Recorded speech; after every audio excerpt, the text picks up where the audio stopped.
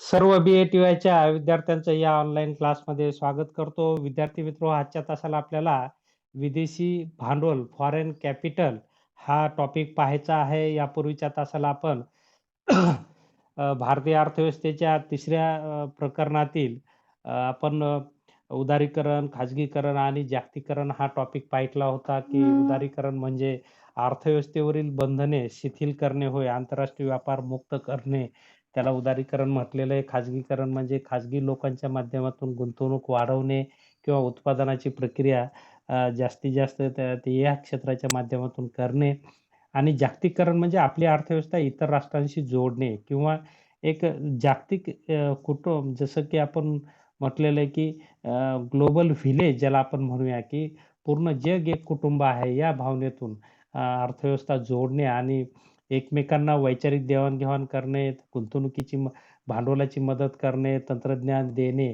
आणि त्यामुळे सर्वांचाच विकास करण्याला एक पोषक वातावरण तयार करणे, अशा प्रकारचे वेगवेगळी उद्दिष्टे समोर ठेवून आपण पाहतो, की अशा प्रकारचं हे एल-पी-जीचं धोरण असलेलं आपल्याला दिसून येतं. आपण त्यामध्ये पाहितलं, की या एल-पी-जीच्या धोरणामध्ये आपण पाहतो, की अल्पविकसित किंवा विकसित म्हणजे अविकसित किंवा विकसनशील राष्ट्रांपेक्षा विकसित राष्ट्रांना जास्त लाभ होतोय. कारण आपण पाहतो, की त्यांच्या वस्तू या मोठ्या प्रमाणात विकतायत. कारण त्यांच्या वस्तूमध्ये आपण पाहतो, की तंत्रज्ञानाच्या सहाय्याने त्या वस्तू तयार होतात. त्यामुळे त्याचा निर्मितीचा वेग जास्त असतो. तिची गुणवत्ता चांगली असते. आणि उत्पादन खर्च कमी असल्यामुळे किंमत कमी असते आणि त्यामुळे त्या विदेशी वस्तूंना मार्केट जास्त आहे, डिमांड जास्त आहे आणि यामध्ये मग जे अल्पविकसित राष्ट्र आहेत, विकसनशील राष्ट्र आहेत, अशा राष्ट्रातील उद्योग आता अडचणीत आलेले आहेत. कारण आपण पाहतो की या राष्ट्रांमध्ये तेवढ्या फार प्रमाणात गुंतवणूक नसते. गुंतवणुकीचा अभाव असतो, तंत्रज्ञानाचा अभाव असतो आणि त्यामुळे वस्तूच्या निर्मितीचा वेग कमी असतो आणि पर्यायाने आपण पाहतो की उत्पादन खर्च जास्त असतो आणि उत्पादन खर्च जास्त म्हणून किंमत जास्त आणि किंमत जास्त म्हणून मागणी कमी आणि मागणी कमी म्हणून या उद्योगांना तोटा होतो आणि मग राष्ट्रातील उद्योग हे बंद पडण्याकडे किंवा आजारी पडण्याकडे किंवा तोट्यात जातात आणि विदेशी वस्तूंना या ठिकाणी डिमांड वाढते. अशा प्रकारे विकसित राष्ट्रांना जास्त फायदा झालेला आपल्याला या ठिकाणी जागतिकीकरणाच्या धोरणामध्ये दिसून येतो. तरीही आता आपण पाहतो की आता यातून बाहेर पडणं आता शक्य नाही कारण आपण पाहतो की आपण 1994 मध्ये WTOच्या करारावर सह्या केल्यात आणि आपण WTOच्या आंतरराष्ट्रीय संस्थांची मेंबरशिप स्वीकारलेली आहे आणि मेंबरशिप स्वीकारणं म्हणजे त्यांच्या ध्येय धोरणाची अंमलबजावणी करणे आणि WTOचा मुख्य उद्देश हा आहे की प्रत्येक राष्ट्रांमध्ये मुक्त व्यापार धोरण आणि त्यामध्ये येणाऱ्या अडचणी दूर करणे. अशा प्रकारचं आपण पाहतो की हे उद्देश समोर ठेवून जागतिक व्यापाराच्या संदर्भात त्या ठिकाणी निर्णय घेतले जातात आणि ते सर्व देशांना कमी अधिक प्रमाणात हे बंधनकारक असतात. आता यातूनही आपल्या राष्ट्रातील उद्योगांना काही प्रमाणात संरक्षण देऊन या ठिकाणी आपण पाहतो की तशा प्रकारचं धोरण, अनुकूल धोरण प्रत्येक राष्ट्रामध्ये त्या राष्ट्रातील राष्ट्रात राबवलं जातं. आपल्या भारतातही तशा प्रकारचं धोरण राबवलं जातं आणि आज आपण पाहतो की मुक्त अर्थव्यवस्था ही निर्माण झालेली आहे.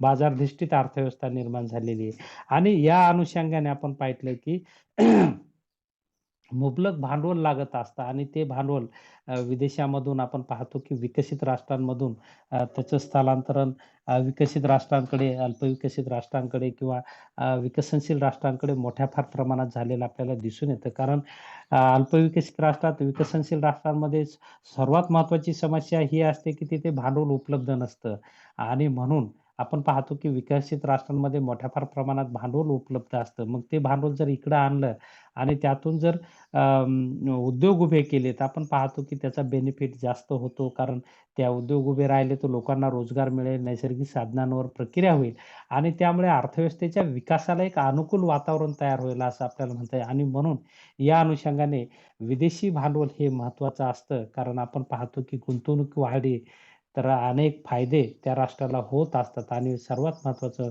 भांडवल उपलब्ध होणे आणि विदेशी भांडवल हे स्वस्त असतं. आपण पाहतो की भारतातील व्याजदर हे जास्त आहेत, परंतु विदेशामध्ये व्याजदराचं प्रमाण खूप कमी आहे. 1% 1.5% याच दराने तिथे व्याजदर असतं आणि एवढ्या स्वस्त विदेशी भांडवल उपलब्ध होतं आणि त्यामुळे आपण पाहतो की गुंतवणुकीला या ठिकाणी संधी मिळते आणि तशा प्रकारची गुंतवणूक झाल्यामुळे देशातील नैसर्गिक साधनांवर योग्य अशी प्रक्रिया केली जाते. लोकांच्या मागणीच्या प्रमाणात पुरवठा केला जातो. म्हणजे लोकांच्या गरजाही त्यामुळे पूर्ण होतात असं आपल्याला म्हणता येईल आणि लोकांना रोजगार मिळून उत्पन्नाचं साधन या ठिकाणी लोकांना प्राप्त होतं. लोकांच्या उत्पन्नात वाढ होते आणि उत्पन्नात वाढ होणे म्हणजे आर्थिक कल्याणात वाढ होणे. आर्थिक कल्याणात वाढ होणे म्हणजेच विकास असं आपण म्हटलेलं आहे आणि म्हणून भांडवल आणि विकासाचा पॉझिटिव्ह संबंध असलेला आपल्याला दिसून येतो आणि म्हणून देशामध्ये भांडवल उपलब्ध असणं खूप महत्त्वाचं असतं. मग ते देशी असो की विदेशी असो. त्या अंतर्गत आपण पाहतो की उद्योग क्षेत्राचा, सेवा क्षेत्राचा आणि कृषी क्षेत्राचा विकास करण्याला मदत होते आणि ह्या क्षेत्राचा विकास म्हणजे राष्ट्रातील लोकांना संधी उपलब्ध करून देणं आणि संधी उपलब्ध करून देणं म्हणजे दारिद्र्य, बेकारी, आर्थिक विषमता कमी होणं. अशा प्रकारे दुहेरी लाभ या विदेशी भांडवलाचा झालेला आपल्याला दिसून येतो, की सामान्यपणे विदेशी भांडवल म्हणजे भौगोलिक सीमा ओलांडून देशात आलेले परकीयांचे भांडवल म्हणजे विदेशी भांडवल असं आपण अर्थ यापूर्वीच पाहिलेला आहे.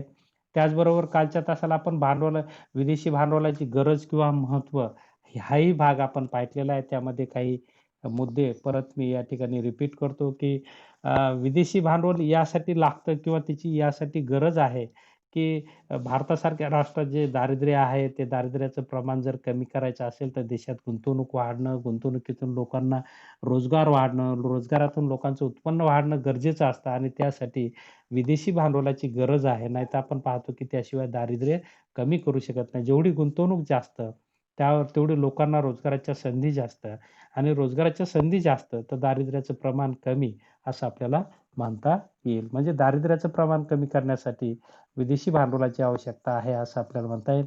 त्याचबरोबर तांत्रिक ज्ञानाचा लाभ जर घ्यायचा असेल, तर विदेशी भांडवल हे लागतं. आपण पाहतो, की मोठमोठाल्या किमती आधुनिक यंत्राच्या असतात आणि त्यासाठी लागणारं जे भांडवल असतं, म्हणून आपल्या देशात उपलब्ध नाही झालं, तर ते विदेशातून उपलब्ध झालं, तर आपण पाहतो, की त्याचा लाभ अ, आधुनिक तंत्रज्ञानाचा लाभ त्यामुळे घेता येतो आणि उद्योगामध्ये जर आधुनिक तंत्रज्ञानाचा वापर केला, तर उत्पादन वाढीचा वेग वाढतो आणि उत्पादन खर्च कमी होतो आणि त्यामुळे वस्तूची किंमत कमी आणि म्हणून विक्री जास्त म्हणून नफा जास्त. उद्योगाचं औद्योगिकीकरण करणं हे खूप महत्त्वाचं असतं आणि ते तंत्रज्ञानावर अवलंबून असतं आणि तंत्रज्ञान आणायचं तर भांडवल लागतं आणि म्हणून भांडवलाची गरज भासते असं आपल्याला म्हणता येईल. त्यानंतर मुद्दा आपण पाहितला, की औद्योगिकीकरणाला त्यामुळे चालना मिळते. आपण पाहतो, की औद्योगिकीकरण म्हणजे यांत्रिकीकरण. यांत्रिकीकरण करायचं असेल तर भांडवल लागतं आणि हे भांडवल विदेशातून प्राप्त कमी याच्यामध्ये जर प्राप्त झालं तर मोठमोठे उद्योग आपण पाहतो, की ज्यामध्ये मोठ्या प्रमाणात भांडवल लागतं. अशा उद्योगाच्या विकासाला अनुकूल वातावरण त्यामधून निर्माण होतं. त्यानंतर आर्थिक विकास साधण्यासाठी विदेशी भांडवल लागतं किंवा त्याची आवश्यकता लागते. आपण पाहतो, की देशाचा आर्थिक विकास करायचा असेल, तर मोठ्या फार प्रमाणात पैसा लागतो. मग ते कृषी क्षेत्र असेल, सेवा क्षेत्र असेल, उद्योग क्षेत्र असेल, या क्षेत्रात जर मोठ्या फार प्रमाणात भांडवल उभं करायचं असेल, तर देशांतर्गत भांडवलाला ह्या मर्यादा आहेत आणि म्हणून विदेशी भांडवलाची त्यातून आवश्यकता भासते, असं आपल्याला म्हणता येईल. त्यानंतर नैसर्गिक साधनांचा आपण पर्याप्त वापर विदेशी भांडवलामुळे करू शकतो. भांडवलाच्या अभावामुळे आपण काल उदाहरण घेतलं, की साखर कारखान्यामध्ये फक्त साखर तयार केली जाते. परंतु त्यांना जर भांडवल उपलब्ध करून दिलं, तर या साखर कारखान्यांमध्ये अनेक उत्पादनही घेता येतं. जसं की वीज निर्मिती करता येते, अल्कोहोल निर्मिती करता येते, पेपर तयार करता येतो. अशा प्रकारचे अनेक टाकाऊ वस्तूपासून टिकाऊ वस्तू तयार करता येतात किंवा उपभोग्य वस्तू तयार करता येतात आणि त्यासाठी लागणारं भांडवल आपल्या देशात कमी असल्यामुळे फक्त साखर कारखाने साखर तयार करतात आणि पुढे काहीच नाही आणि म्हणून साखर कारखाने तोट्यात जातात. साखर कारखान्याचा नफा वाढवायचा असेल तर उपउत्पादन झालं पाहिजे आणि उपउत्पादन घ्यायचं असेल तर मोठ्या फार प्रमाणात भांडवल लागतं. जे देशांतर्गत भांडवलाला भांडवल उपलब्धतेत मर्यादा पडतात. म्हणून विदेशी भांडवलाची नैसर्गिक साधनांचा पर्याप्त वापर करण्यासाठी आवश्यकता भासते असं आपल्याला म्हणता येईल. त्याचबरोबर चलनवाढीवर नियंत्रण हे विदेशी भांडवलामुळे आणता येतं. आपण पाहतो, की मागणी जास्त असेल आणि पुरवठा कमी असेल, तर अतिरेकी मागणीतून चलनवाढ होत असते आणि म्हणून मागणीच्या प्रमाणात पुरवठा करायचा असेल, तर भांडवल लागतं आणि ते भांडवल विदेशातून प्राप्त झालं, तर आपल्याला म्हणता येईल, की अशा प्रकारे चलनवाढीवर नियंत्रण करण्यासाठी विदेशी भांडवलाची आवश्यकता असते. त्याचबरोबर रोजगार निर्मितीसाठीही विदेशी भांडवलाची आवश्यकता असते. आपण पाहतो की रोजगार जर निर्माण करायचा असेल, तर मोठ्या प्रमाणात देशात गुंतवणूक झाली पाहिजे आणि त्यासाठी भांडवल उपलब्ध झालं पाहिजे. देशी भांडवलाला मर्यादा असतात, कारण आपण पाहतो की देशांतर्गत बचतीचं प्रमाण कमी असतं आणि बचत कमी म्हणून भांडवलाची उपलब्धता कमी असते. त्याचबरोबर देशांतर्गत भांडवलाचे व्याजदर जास्त असतात. विदेशामध्ये आपण पाहतो की हे कर्ज स्वस्त कमी व्याजदरामध्ये मिळतं आणि त्यामुळे त्या ठिकाणी विदेशी भांडवल घेऊन मोठ्या प्रमाणात राष्ट्रात आपण पाहतो की रोजगार निर्मिती करता येते. त्याचबरोबर औद्योगिकीकरणासाठी अशा प्रकारे विदेशी भांडवलही उपयोगी ठरतं. त्याचबरोबर बचतीला प्रोत्साहन देण्यासाठी विदेशी भांडवलाची आवश्यकता असते. त्याचबरोबर आंतरराष्ट्रीय व्यापारातील जो व्यवहार तोल असतो, आपण पाहतो की भारताचा व्यवहार तोल हा तुटीचा आहे आणि हा जर अ, कमी तूट करता आली, तर ते आपण पाहतो की विदेशी भांडवलाच्या मदतीने तूट कमी करता येते. कारण अशा प्रकारे भांडवल घेऊन देशांतर्गत उत्पादन वाढवता येतं आणि वाढलेल्या उत्पादनाची निर्यात वाढवून या ठिकाणी आयातीचं प्रमाण कमी होऊन विदेशी व्यापारातील जी जी तूट आहे किंवा असमतोलपणा आहे, तो विदेशी भांडवलामुळे आपल्याला कमी करता येतो, असं आपल्याला म्हणता येईल. तर अशा प्रकारे विविध आवश्यकतेतून विदेशी भांडवलाची आवश्यकता किंवा गरज निर्माण होत असते. थोडक्यात देशाच्या विकासासाठी, देशाच्या मागणीच्या प्रमाणात पुरवठा करण्यासाठी, देशातील नैसर्गिक साधनांचा पर्याप्त वापर करण्यासाठी, देशातील दारिद्र्य, बेकारी, आर्थिक विषमता कमी करण्यासाठी, देशातील ग्रामीण भागाचा विकास करण्यासाठी, देशात रोजगाराच्या संधी निर्माण करण्यासाठी विदेशी भांडवलाची आवश्यकता असते आणि या आवश्यकतेतून विदेशी भांडवलाचं अत्यंत असं महत्त्व असलेलं आपल्याला या ठिकाणी दिसून येतं आणि म्हणून विदेशी भांडवलाच्या सहाय्याने अविकसित व विकसनशील राष्ट्रांना विकासाची संधी निर्माण होते, असं आपल्याला म्हणता येईल. त्याचबरोबर मग हे विदेशी भांडवल वेगवेगळ्या प्रकारात येत असतं. आपण पाहूया की याचे 4-5 प्रकारात विदेशी भांडवल उपलब्ध होत असतं. त्यामध्ये पहिला प्रकार आहे प्रत्यक्ष विदेशी गुंतवणूक. हा आपण डायरेक्ट फॉरेन इन्व्हेस्टमेंट आपण पाहतो, की विदेशीमधील उद्योजक आपल्या देशात येऊन डायरेक्ट उद्योग उभा करण्याच्या या प्रक्रियेला आपण प्रत्यक्ष विदेशी गुंतवणूक असं म्हणतो, की या माध्यमातूनही मोठ्या प्रमाणात देशात भांडवल येत असतं. त्याचबरोबर दुसरा प्रकार आहे विदेशी सहयोगातून गुंतवणूक. आपण पाहतो, की जसे की आपल्या भारतीय कंपनी आणि विदेशी कंपनीनं जर एकत्रित येऊन करार करून जर उत्पादन घ्यायचं ठरवलं, तर त्या माध्यमातूनही मोठ्या प्रमाणात विदेशी गुंतवणूक येत असते. त्याचबरोबर तिसरा प्रकार आहे सरकारी पातळीवरील कर्ज व्यवहार. आपण पाहतो की विविध विकासासाठी जसं की पायाभूत सुविधा असतील, सिंचन असेल, रस्ते असेल, यासाठी किंवा शिक्षण, आरोग्य यासाठी मोठ्या प्रमाणात विदेशी मदत घेत असतं, कर्ज घेत असतं आणि याही माध्यमातून विदेशी भांडवल देशामध्ये उपलब्ध होत असतं. चौथा स्रोत आहे बाह्य व्यापारी कर्जे. बरेच उद्योजक, व्यापारी विदेशातून किंवा विदेशी बँकातून कर्ज घेतात आणि हा एक स्रोत असलेला आपल्याला दिसून येतो विदेशी भांडवलाचा.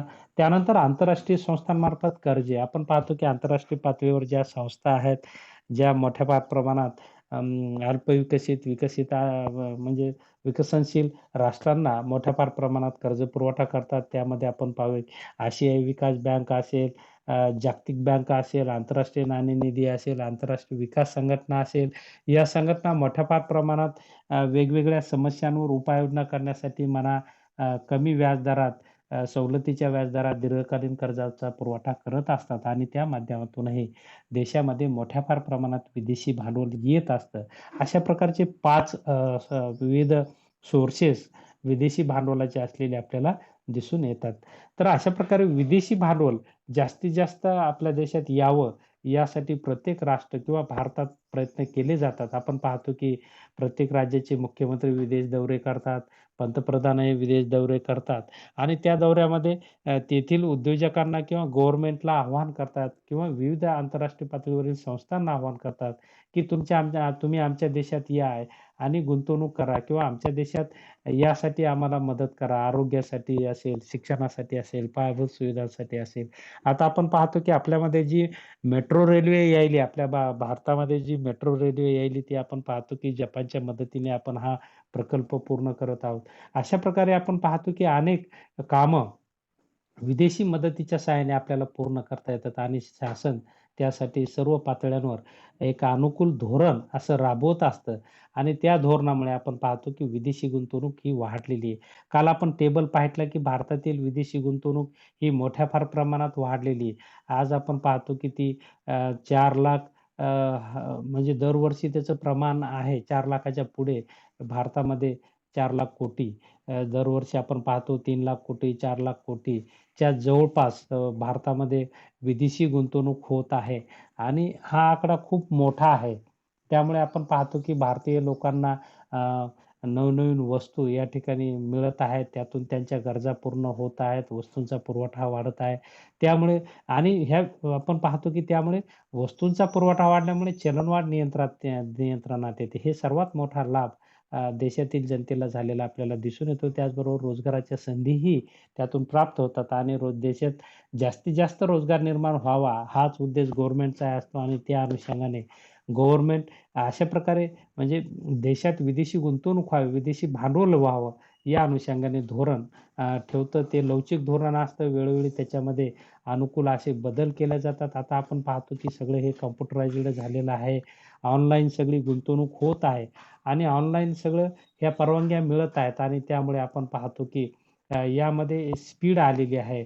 जलद गतीने मोठ्या फार प्रमाणात विदेशी मदत आता देशांमध्ये येत आहे असं आपल्याला म्हणता येईल. आपण पाहतो की वेगवेगळ्या धोरणांमुळे भारतामध्ये विदेशी भांडवल मोठ्या फार प्रमाणात आलेलं आहे. या ठिकाणी विदेशी धोरण असलेलं आपल्याला दिसून येतं. विशेषतः आपण पाहतो की 1991 नंतर विदेशी भांडवलाला मुक्त प्रवेश दिला आणि त्यात नंतर आपण पाहितलं की सुरुवातीच्या आपण काळामध्ये आपण पाहितलं की सुरुवातीला विदेशी भांडवल फार कमी होतं. 2000 मध्ये ते साधारणपणे 30-40 हजार कोटी रुपयापर्यंत होतं. परंतु 2007-8 नंतर विदेशी भांडवलाने खूप मोठ्या प्रमाणात स्पीड घेतलेली भारतामध्ये गुंतवणुकीला एक चांगला पर्याय आहे असं विदेशी लोकं म्हणतात आणि त्यानुसार भारतात मोठ्या फार प्रमाणात विदेशी गुंतवणूक किंवा विदेशी भांडवल आलेलं आपल्याला दिसून येतं, की 2007-8 नंतर मोठ्या फार प्रमाणात म्हणजे आपण पाहितलं की 3,00,000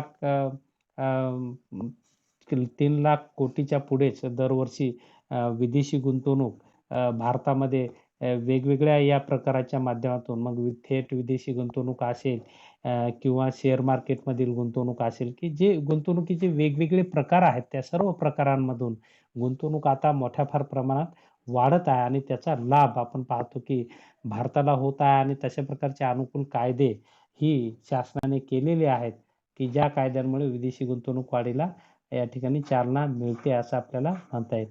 की या ठिकाणी भारतातील विदेशी गुंतवणूक दिलेली कालच्या तासाला आपण 2019-20 पर्यंतचे आकडे या ठिकाणी पाहितलेले आहेत. तर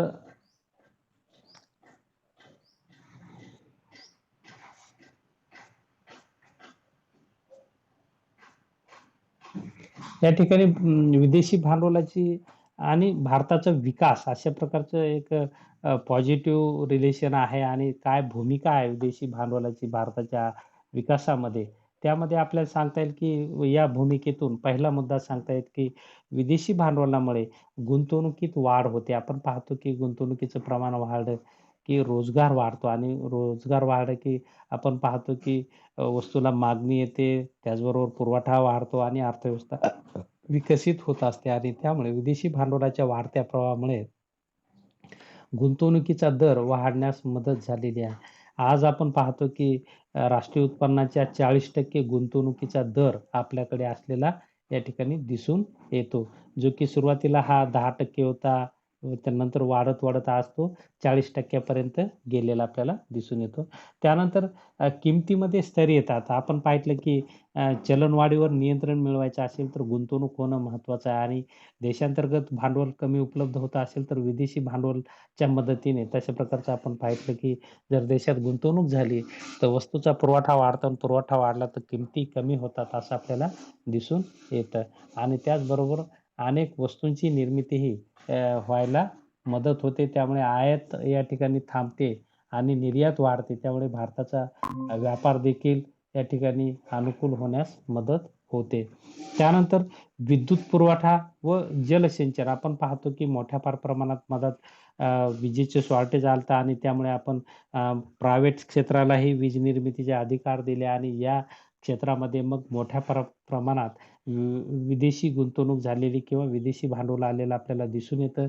त्याचबरोबर शेतीला जलसिंचन किंवा उद्योगाला जलसिंचन देण्यासाठी, उपलब्ध करून देण्यासाठी मोठ्या भांडवलाची आवश्यकता असते आणि त्यातूनही आपण पाहतो की विदेशी भांडवलाच्या मदतीने आपण हे सगळं कार्य करू शकतो किंवा भारतामध्ये होत आहे असं आपल्याला म्हणता येईल. त्यानंतर वाहतूक व्यवस्थेमध्ये सुधारणा करण्यासाठी जसं की आपण आताच म्हटलं की मेट्रो रेल्वे असेल किंवा आणखी वेगवेगळे प्रकार असतील, तर विदेशी गुंतवणुकीच्या माध्यमातून किंवा भांडवलाच्या माध्यमातून आपण हे प्रकार करतो आहेत मोठ्या फार प्रमाणात. यामध्ये दळणवळणाच्या साधनात गुंतवणूक त्यामुळे होण्यास मदत होत आहे. त्याचबरोबर पोलाद उद्योगासाठीही आपण पाहतो की मोठ्या फार प्रमाणात भांडवल लागतं आणि पोलाद उद्योग हा आपण पाहतो की मदर इंडस्ट्री ज्याला आपण म्हणतो. देशाचा जर विकास करायचा असेल तर अगोदर लोखंड आणि पोलाद लागतं आणि ते देशामध्ये मुबलक प्रमाणात उपलब्ध होणे गरजेचं असतं आणि त्यासाठी आपण पाहतो की मोठ्या फार प्रमाणात पैसा लागतो, भांडवल लागतं आणि या भांडवलाची पूर्तता मग विदेशी भांडवलातून होते असं आपल्याला म्हणता येईल आणि त्यामुळे भारतात आज आपण पाहतो की पोलाद मोठ्या फार प्रमाणात निर्माण होतं आणि त्याची निर्यात देखील भारत करतो आहे आणि त्यामुळे विदेशी भांडवलाची ही एक महत्त्वाची भूमिका भारतीय अर्थव्यवस्थेमध्ये असलेली आपल्याला दिसून येते. त्यानंतर नियोजनाला मदतही झालेली आपल्याला दिसून येते. त्यानंतर सामाजिक सुविधा उपलब्ध करून देणे विदेशी भांडवलामुळे शक्य झालेलं आपण पाहतो, की बऱ्याच आंतरराष्ट्रीय पातळीवरील संस्था देशातील आरोग्य यंत्रणेसाठी मदत करतात, दीर्घकालीन कर्ज देतात, सवलतीच्या दरात कर्ज देतात किंवा फ्रीमध्येही सवलत देत असतात किंवा मदत करत असतात. जसं की आपण पाहतो, की या कोविडच्या माध्यमातून विदेशी संस्था आपल्या देशांमध्ये लस तयार होण्यासाठी मदत करतायत किंवा लोकांना आरोग्यविषयक सुविधा उपलब्ध होण्यासाठी मदत करतायत. अशा प्रकारे विदेशी मदत आणि त्यामुळे भारताचा विकास हा घडून येतो असं आपल्याला म्हणता येईल. त्याचबरोबर पेट्रोकेमिकल्स आणि इलेक्ट्रॉनिक्स उद्योग आपण पाहतो की उभे करायचे असेल तर मोठे भांडवल लागतं आणि हे विदेशी भांडवलामुळे भारतामध्ये त्याचं आधुनिकीकरण करणं शक्य झालेलं आहे आणि आधुनिकीकरण जेवढा जास्त त्याचा वेग वाढेल, तेवढं देशाच्या विकासाला मदत होते असं आपल्याला म्हणता येईल. त्यानंतर तांत्रिक सोयीचा विस्तारही आपल्याला करता येतो विदेशी भांडवलाच्या मदतीने. आर्थिक विकासाला पोषक वातावरणही विदेशी भांडवलाच्या मदतीने करता येतं असं आपल्याला म्हणता येईल. आता अशा प्रकारची विविध भूमिका थोडक्यात राष्ट्राचा विकास हा आपण पाहतो की वाढती लोकसंख्या, एवढं मोठं विस्तीर्ण क्षेत्र आणि यासाठी लागणारं मोठं भांडवल आणि देशांतर्गत बचतीचा दर आपला कमी आहे. साधारणपणे आपण पाहतो की भारतामध्ये बचतीचा दर 34% आहे आणि बचतीचं रूपांतर गुंतवणुकीचं भांडवल उपलब्धतेचं प्रमाण हे 40% हे एवढ्या लोकसंख्येला कमी पडतं आणि म्हणून आपण पाहतो की देशाचा जर झपाट्याने विकास करायचा असेल, समतोल विकास करायचा असेल, दारिद्र्य कमी करायचं असेल, बेकारी कमी करायची असेल, आर्थिक विषमता कमी करायची असेल, सर्व लोकांना सामाजिक न्याय मिळवून द्यायचा असेल, मानव विकास घडवून द्यायचा असेल, तर त्यासाठी लागणारं मोठं भांडवल हे विदेशी मदतीशिवाय पूर्ण होऊ शकत नाही. म्हणून विदेशी मदत किंवा विदेशी भांडवल हे विकासाला पूरक आहे असं आपल्याला म्हणता येईल. तर हे या अनुषंगाने हे अनुकूल मुद्दे किंवा अनुकूल बाजू ही झालेली आहे. आता प्रतिकूल बाजू पाहूया, की विदेशी भांडवलामुळे निर्माण होणाऱ्या समस्या काय असतात? आपण पाहतो, की एखाद्याचं कर्ज घेतलं तर आपल्याला त्याचे उपकार वाटतात आणि त्या उपकाराच्या खाली आपण त्या ओझ्याखाली राहतो आणि ते व्यक्ती म्हणेल तसं आपण वर्तन ठेवतो. तसंच होतं, की जसं की विदेशी मदत घेतली, अमेरिकेकडून आपण कर्ज घेतलं, तर अमेरिका आपल्याला त्याचा गैरवापर करून आपल्याकडून अनेक कामं करून घेते. आपण पाहतो, की मग तशा प्रकारचा आंतरराष्ट्रीय पातळीवर दबाव निर्माण करण्यासाठी भारताला अमेरिकेचं धोरण आवडलं नाही, तरी त्या अमेरिकेला सपोर्ट करावा लागतो. कारण अमेरिकेकडून आपण मदत घेतलेली असते. अशा प्रकारे राजकीय प्रभावाचा या ठिकाणी म्हणजे थोड्याफार प्रमाणात स्वातंत्र्यावर मर्यादा येतात असं आपल्याला म्हणता येईल, की आपल्याला स्वतंत्र असे निर्णय घेता येत नाहीत. कारण त्यांनी आपल्याला मदत केलेली असते. म्हणून आपल्याला त्यांचे निर्णय पटले नाही तरी त्या ठिकाणी मदत अशा प्रकारचं दडपण येत असतं.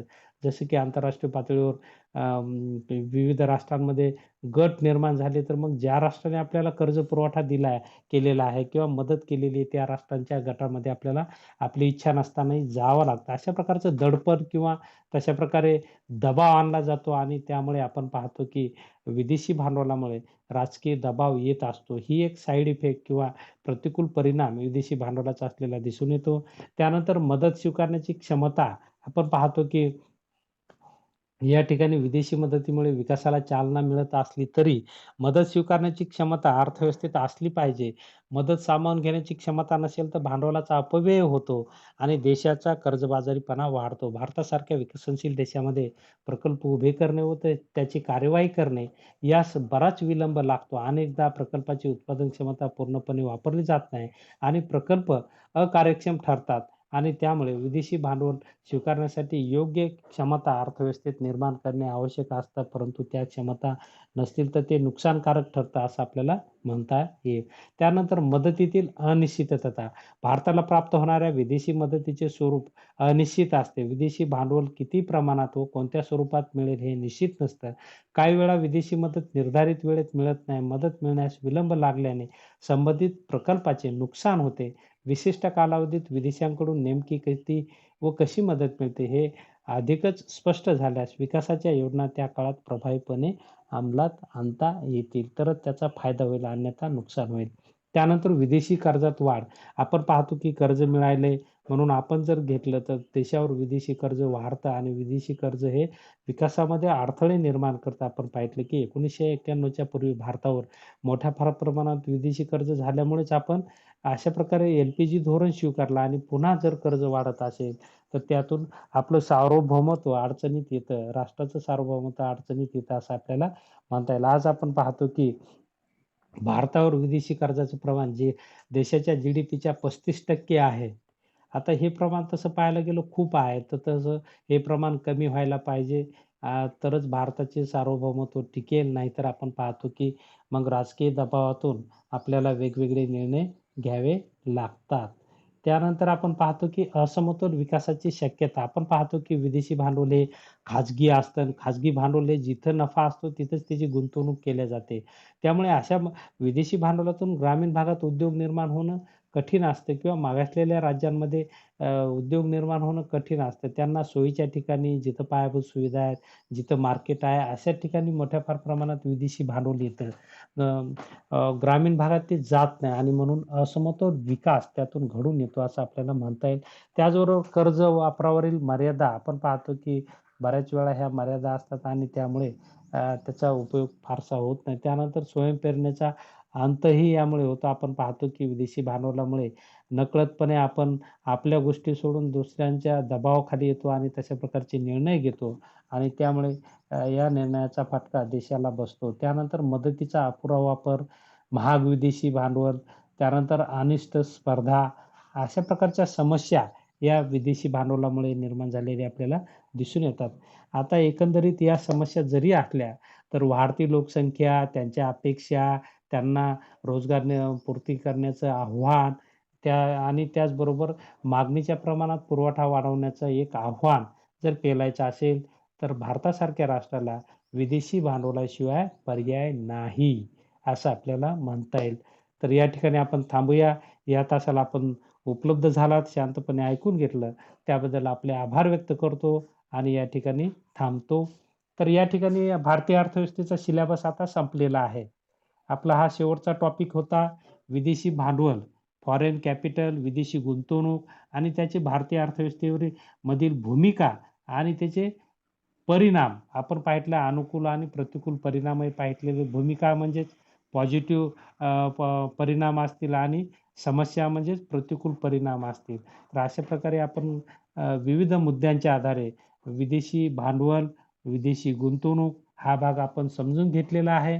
आपण याचं व्यवस्थित आकलन करावे, वाचन करा आणि व्यवस्थित तयारी करा. आता आपला म्हणजे बी-ए थर्ड इयर आणि 5वं सेमिस्टर याचा सिलेबस संपलेला आहे.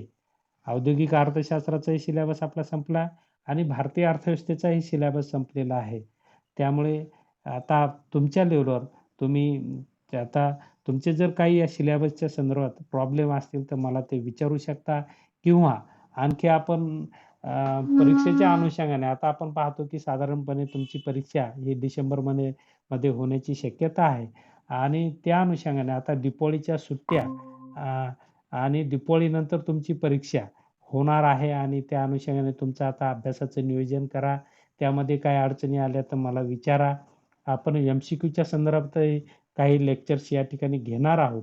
तर उद्याच्या तासाला आपण एम-सी-क्यूच्या संदर्भात औद्योगिक अर्थशास्त्रावर आपण चर्चा करणार आहोत. तर त्या अनुषंगाने पहिला चॅप्टर सगळा वाचून या आणि त्यावर आपण एम-सी-क्यूच्या बाबतीत एम-सी-क्यू कसे असतात, एम-सी-क्यू कसे एम-सी-क्यूचे प्रश्न कसे तयार करता येतात, या बाबतीत आपण चर्चा करणार आहोत. तर या ठिकाणी आपण थांबूया. आपण या तासाला उपलब्ध झालात त्याबद्दल आपले आभार व्यक्त करतो आणि थांबतो. धन्यवाद.